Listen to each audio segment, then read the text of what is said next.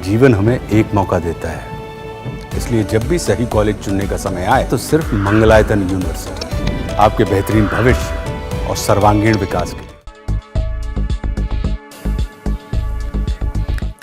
क्या आप जानते हैं कि भारत के एक खूबसूरत राज्य को बड़े प्यार से स्लीपिंग स्टेट ऑफ इंडिया कहा जाता है? जी हाँ, हम बात कर रहे हैं हिमाचल प्रदेश की।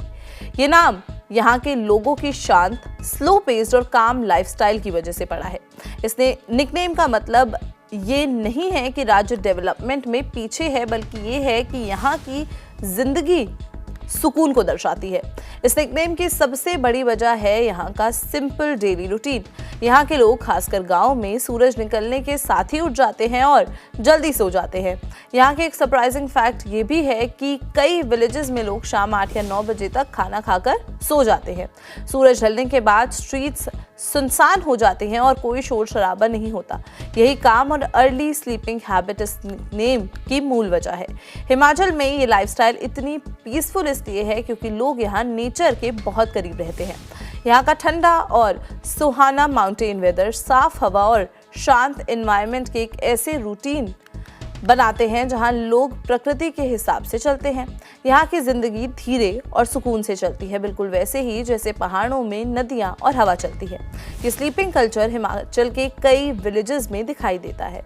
चितकुल, कल्पा, तीर्थन और स्पीति जैसे विलेजेस इसके बेहतरीन उदाहरण है। ये जगह सिर्फ अपनी खूबसूरती के लिए ही नहीं बल्कि यहाँ के पीसफुल माहौल के लिए भी जानी जाती है।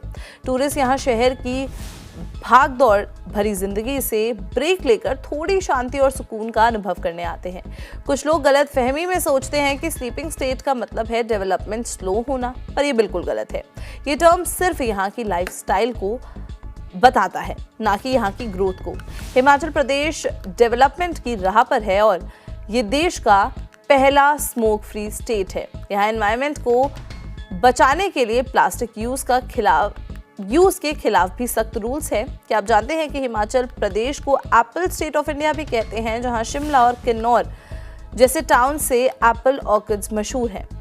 धर्मशाला जो दलाई लामा का घर है, एक इम्पॉर्टेंट सेंटर है टिबेटन कल्चर और बुद्धिज्म का, जो इस राज्य की शांति और स्पिरिचुअल इम्पोर्टेंस को और बढ़ाता है।